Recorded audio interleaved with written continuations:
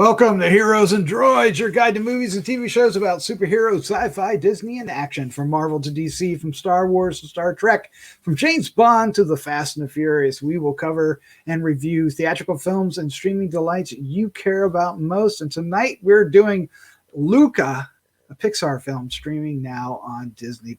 And this film was originally set to go into theaters. 2020 happened, and we get it, much like Soul, we get it straight to Disney+. Joining me, Doc Rotten, tonight is the Slattman. How you doing, sir? Good. Ready and excited to talk about this fish out of water tale. Fish out of water tale. Now, of course, you and I, we have a long history of watching Pixar films. Started together with the first one. Yeah, very much so. And I think some of the earlier ones we watched a lot over and over and over again. In between watching that damn Goofy movie. Hey, it's a great movie. It is, but after the 100th time watching it, maybe not. Yeah. So of course, we're huge fans of Incredibles and early other Toy Story, Cars, Finding Nemo, all the early ones, and some of the later ones. Of course, we really loved Soul. Came out during Christmas, and what's the one that came out last year? The Onward. Yes, I loved that one. That one really hit home too. So now we got Luca. And what we're going to do is we're going to give our first impression of Luca. Then we're going to be spoiler free then. So you can watch without getting spoiled. That's what spoiler means. And then we'll get into the discussion. We'll probably drop some spoilers at that time. There really isn't that many spoilers, to be honest with you. And then we'll wrap things up with our final thoughts, our score 1 to 5, and our favorite scene. So let's hit the card, shall we? Luca, available streaming on Disney+, June 18th, 2021, directed by Enrico Casarosa, written by Enrico as well as Jesse Andrews and Simon Stevenson. Cast includes and is not limited to Jacob Tremblay, Jack Dylan Grazer, Emma Berman, Saverio Raimondo, Maya Rudolph, Marco Baricelli, Jim Gaffigan, Peter Son, and Sacha Baron Cohen, of all people. And the synopsis is, on the Italian Riviera, an unlikely but strong friendship grows between a human being and a sea monster disguised as a human. And I think that's not the relationship that really matters here. I mean, it's strong, but there's another relationship in this film that I think is actually the true point of the movie. And really, really interesting. So let's do this. Let's give our first impression of Luca. And Slattman, you're up first. I enjoyed this movie for what it is, but I really think that this is a movie geared more towards kids, a lot more so than a lot of the recent Pixar movies. Probably the most of any of the Pixar movies, really, if you think about it. But that's not necessarily a bad thing. What it does well, it does really well. And that even if about halfway through you can kind of see where the story is going, and even if it doesn't have the strongest of villains, it tells a very heartwarming tale that even had me kind of tearing up at the end. Happy tears, of course. Yes, and it has some laugh out loud moments, and yeah, and like you were saying, the friendship that our two main leads have, and they did a really good job with that. If I had to give some negatives on it, I would say that it's a little too short and probably could have used a couple more moments of just a couple more moments to pad it out, because it felt like it was going at breakneck speed. But all in all, I really enjoyed it. I did too. It's a perfectly fine animated film, but for me, it didn't reach the the excellence that you expect, or at least that the Pixar name brings forward. I think Soul was one that actually is quite well. I think it won Academy Awards, so you get the idea. It was really, really strong. Onward was good as well, and this one it pales by comparison, but it may be unfair to actually compare each and every one of these, even though it's kind of hard not to because of the name. The story is far more simple than those. It's not very complex. It's not the most imaginative. It has a hook, no pun intended, and that's pretty much it. You got these sea monsters, and they're literally a fish out of water's tail, and almost literally, right?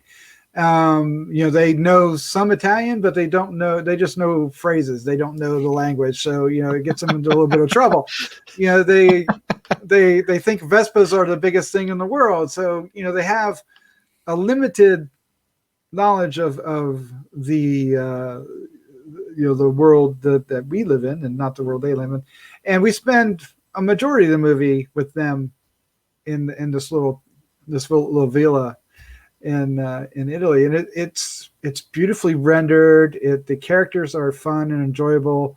The father and the cat have the same mustache, and that is delightful. Did you get Wallace and Gromit vibes from some of the characters' designs?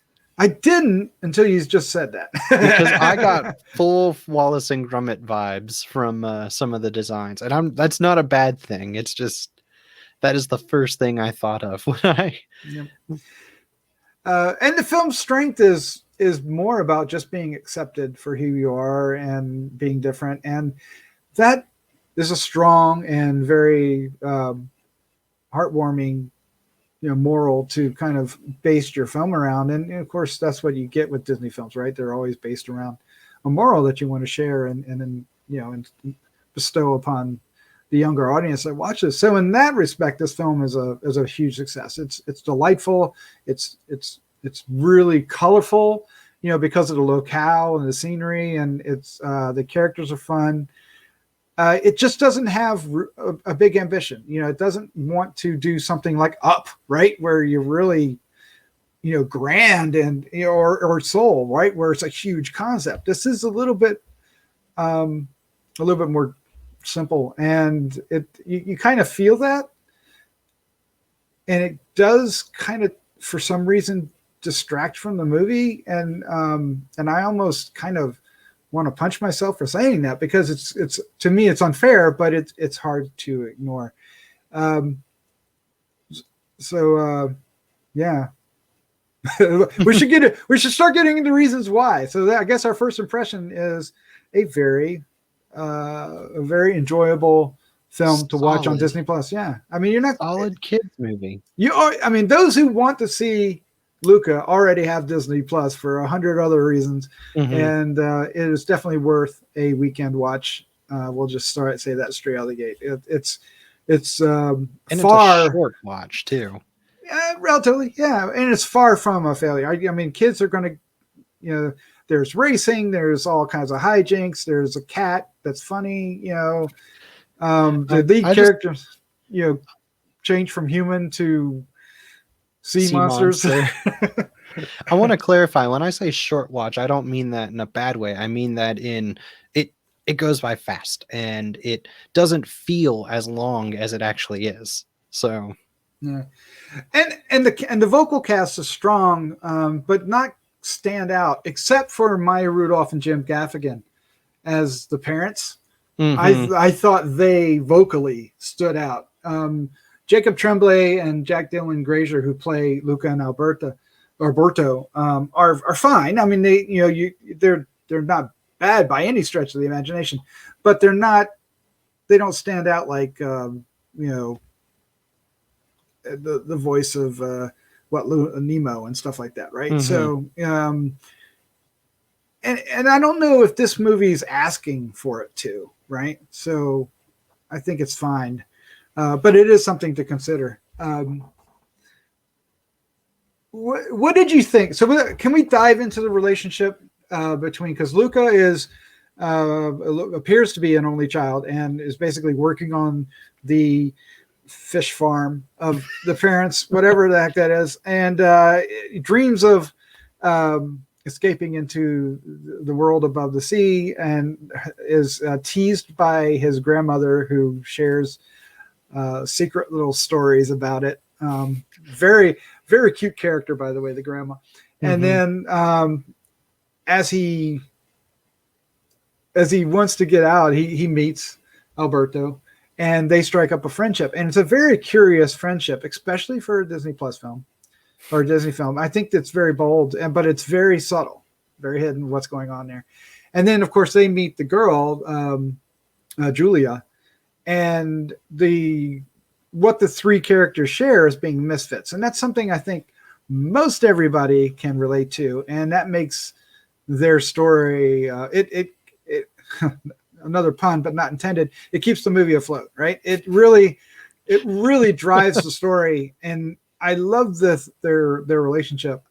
But for me, the relationship between Luca and Alberto was stronger than the one between Luca and Julia. I agree. I would like to say that I liked Julia more as a character because I thought she was hilarious. Yes. I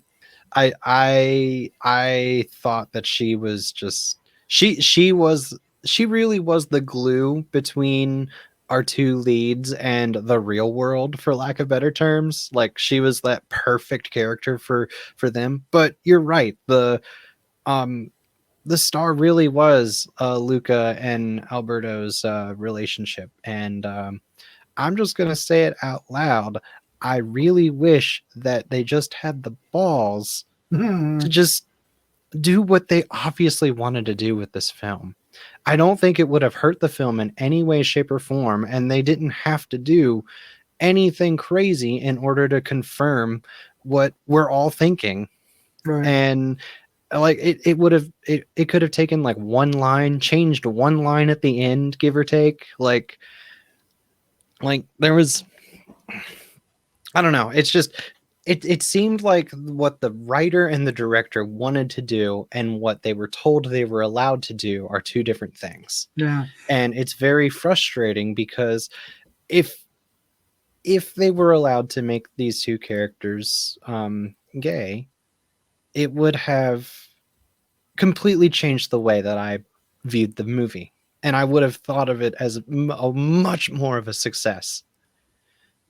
It would have been far bolder in its message. I think the essence of that comes across regardless, though, and it's not in that respect in which it's approached. It's really approached in a much more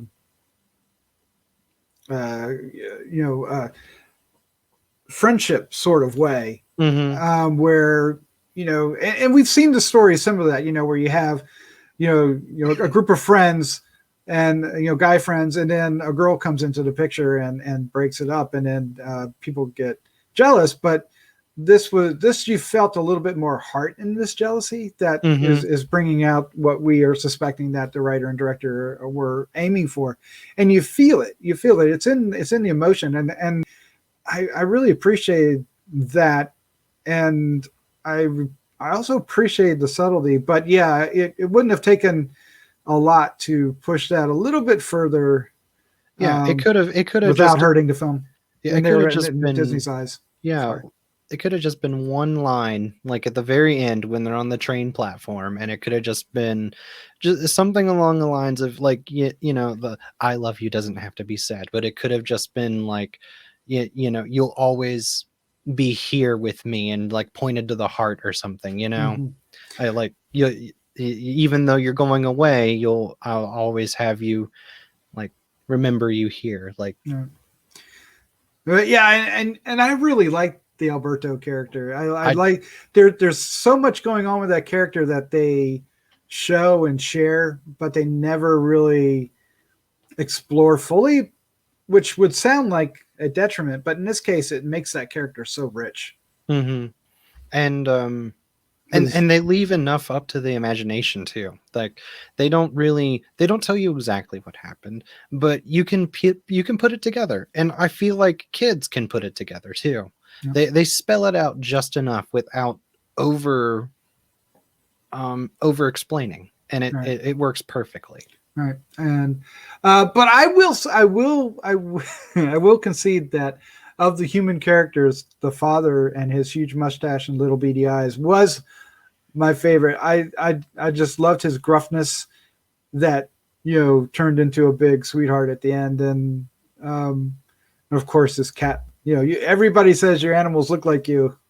Holy cat's pajamas. And then in the end of the film, during the animated credits, there's all these other versions of them, little baby versions. Did you see that one? Yes. It was like there's all these little babies they all have the mustache. It was hilarious.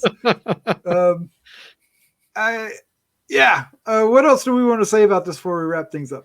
Let's talk about the villain. Or the villain. I really think he was more of a hurdle than anything, because the real villain was there was no.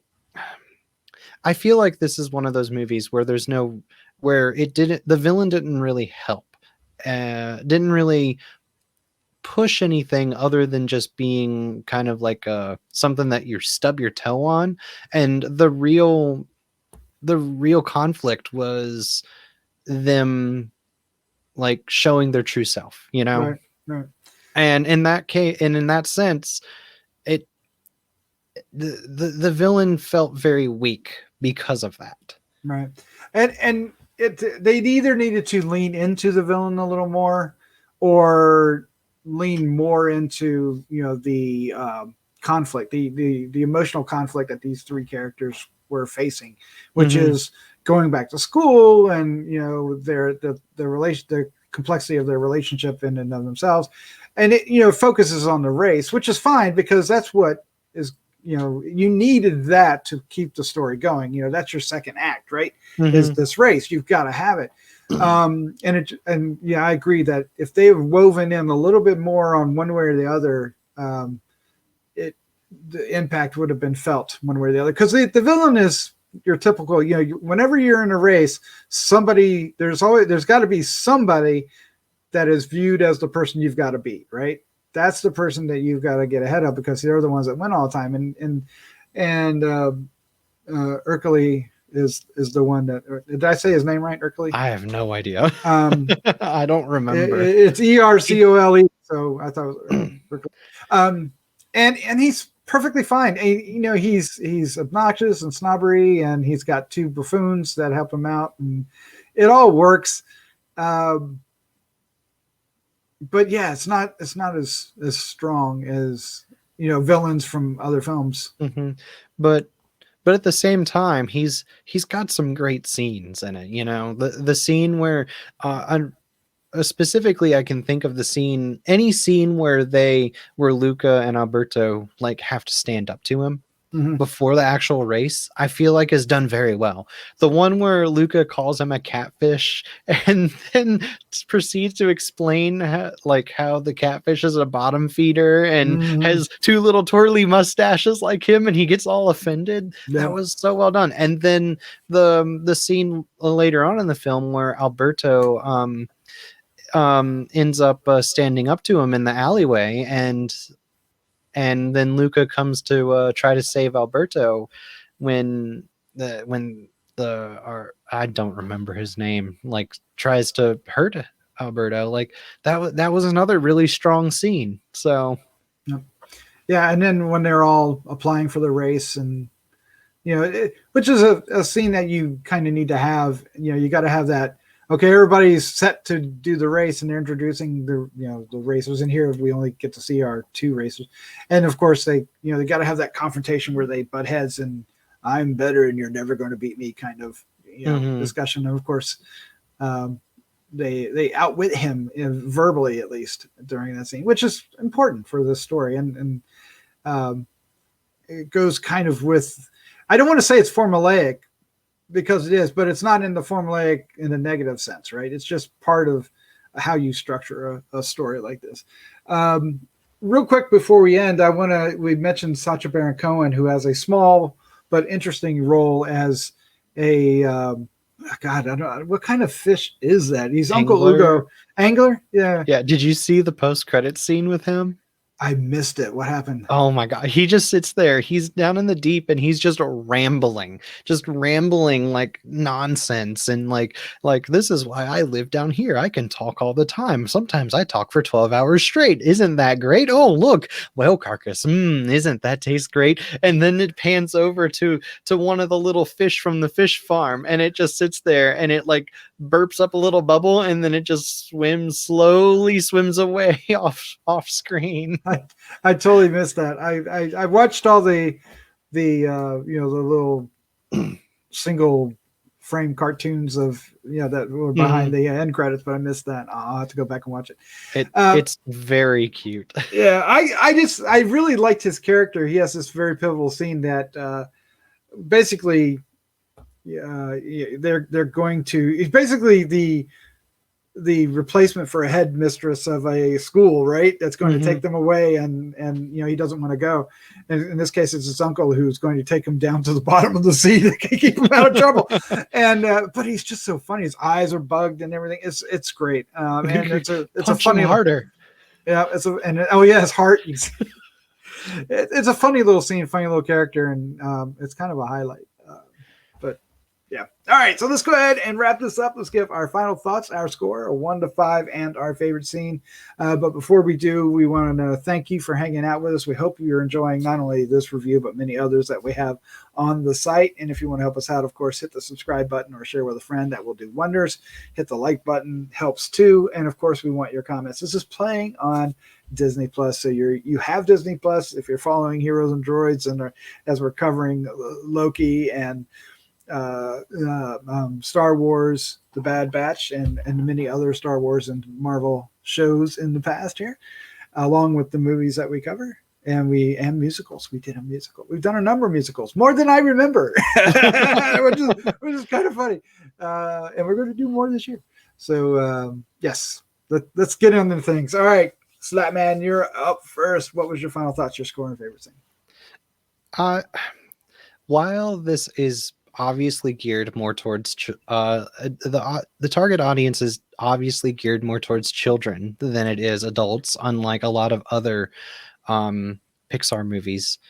I don't think it flops, especially as bad as a lot of the internet is saying. It definitely has some high moments. It's a very charming movie. It has a very strong message, and it has some wonderful characters in it.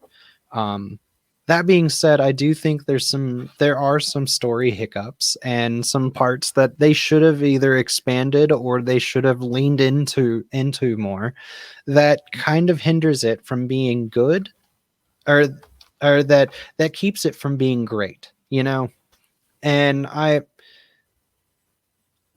I don't think I would have been disappointed if I went to see this in the theaters, but it's one of those movies that after I see it on Disney Plus, I'm like, oh yeah, like I'm happy I saw it on Disney Plus instead of spending the money at a theater.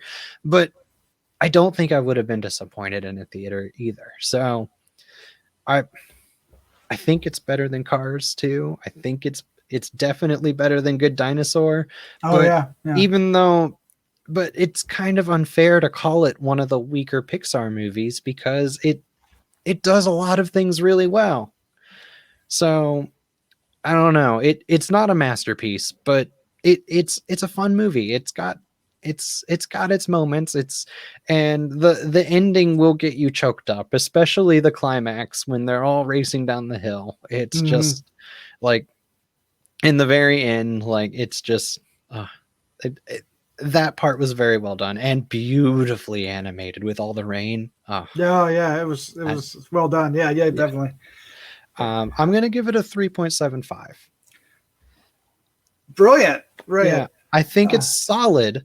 It's a good movie, but it is not great.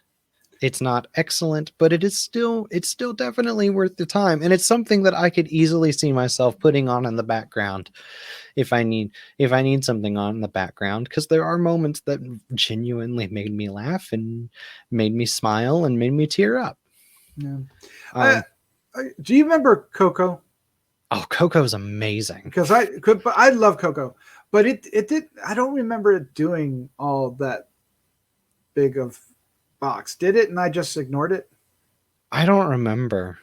Because it feels this film feels kind of tonally like Coco. Coco's a better film, but it seems to me it seems like a good pairing with that in a different way, right? Yeah, I would agree.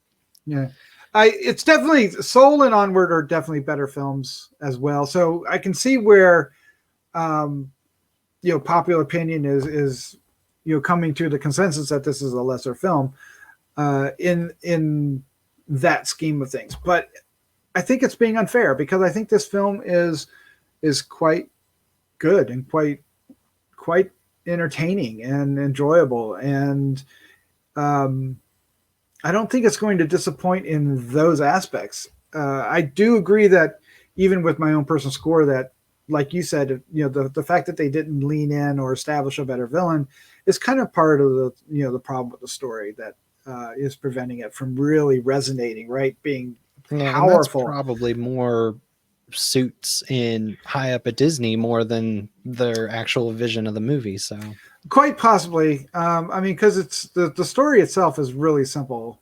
There could have been a little bit more of something in there.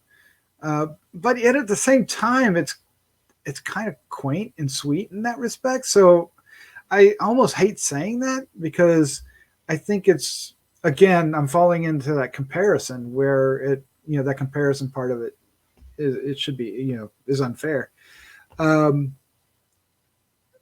looking now that we have two films that we know we're getting from Pixar, a film called Turning Red and then Lightyear. Of course, Lightyear is Buzz Lightyear, right? Mm-hmm.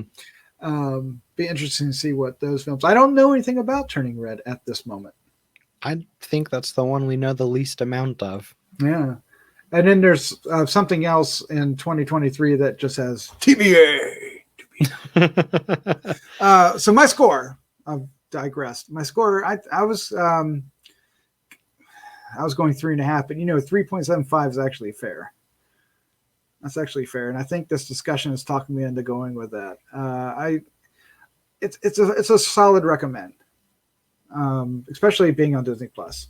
If it was in the theater, it'd be a weaker recommendation. But it's on Disney Plus. It's perfect for Disney Plus, especially the bigger screen at home you have, because visually, the colors are gorgeous. The locale, the town is the beautiful. Town, yeah, it's.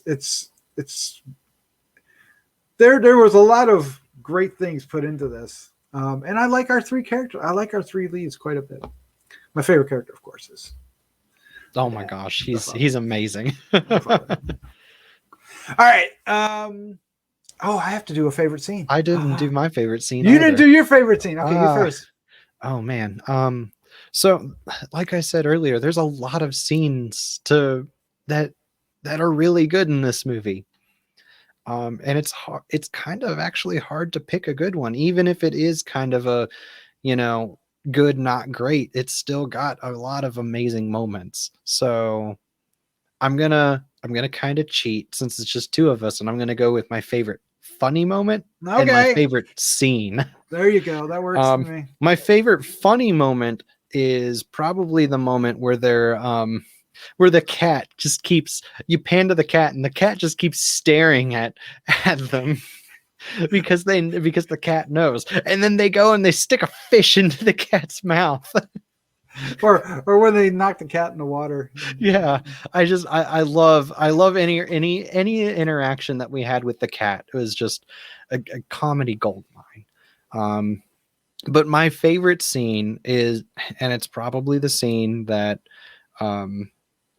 it's probably the scene that a lot of people are going to remember, is where Alberto gives Luca the ticket and he says that he sold the Vespa so Luca could have his Yes, could go.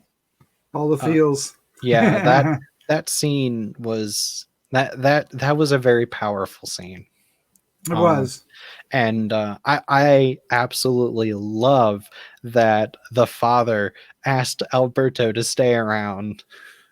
Like, Yes, he knows how to fish. yeah, and Yeah. well, not only that, but one of the big things about Alberto is that his father left him. That's the And subtext of this movie is that he has not only did he leave him, he didn't even leave him in the water. He left him on dry land. yeah, Yeah. and it's very powerful to see that this big honking man with the mustache and the eyebrows that cover the eyes and just and everything, and he grew to love Alberto, and Alberto finally got that father figure that he so desperately wanted, and Yep, it yep. was just a powerful scene. Yeah. They never said it, but he got the family he was looking for. Mm-hmm. So that, yeah, it's very, very powerful. And I think that's the reason why we started off this review saying that, the relationship between Luca and Alberto is actually the stronger relationship, even though, we might like the Julia character better, because she is a wonderfully realized character, very dorky, very funny and wonderful. Yeah, even down to the final race when he comes out there with the suit on because he can't swim or he didn't want to swim because he would turn into the sea monster. Mm-hmm. Anyway, so I guess I'll do the same thing. The comedy moment and the best scene. The comedy moment is going to be when the parents are trying to dip all the kids in water to trying to find out which one is their son, and the creative ways they do it. Because the mom is hilarious, and and then I mean, even like what water balloons at one point. It's just so much fun, and so that I thought that was the delightfully whimsical series of scenes when they were first doing that, and then they become so involved. They're handing out the water. Can you guys hand out the water? Yeah. That's like now they're gonna find out. Of course, they realize Luca when they see him. But for an actual scene, I'm going to say another scene that has a lot of power, and another scene that we're again reinforcing what we're saying about Alberto. He gives up his own secret, so Luca can continue and win the race. Right? Mm-hmm. He has it's starting to rain. He has the umbrella. Luca is stuck underneath an awning, can't get out because if he does, he'll expose himself. And here comes Alberto with the umbrella, and it's so powerful that that he would give up the secret and risk his own life essentially, because they talk about the whole thing about killing the sea monster. So that's a thread that it really does have a powerful. And that scene continues to grow on that reveal. To the point where again, my favorite character, the father, comes out and breaks what you expect his character to say and does something entirely different and better.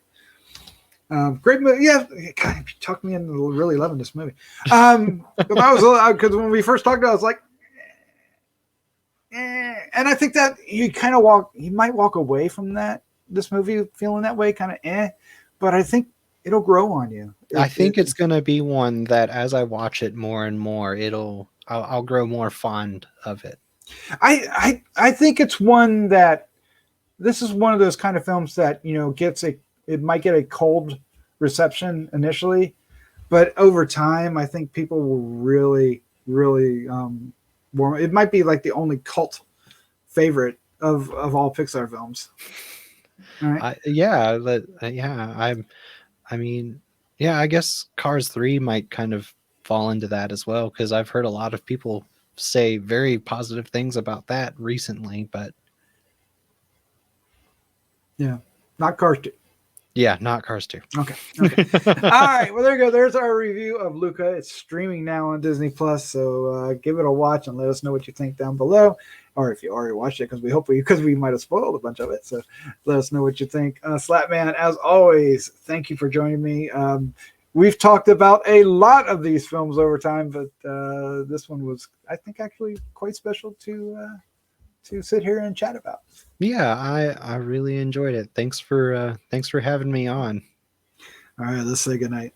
Good night.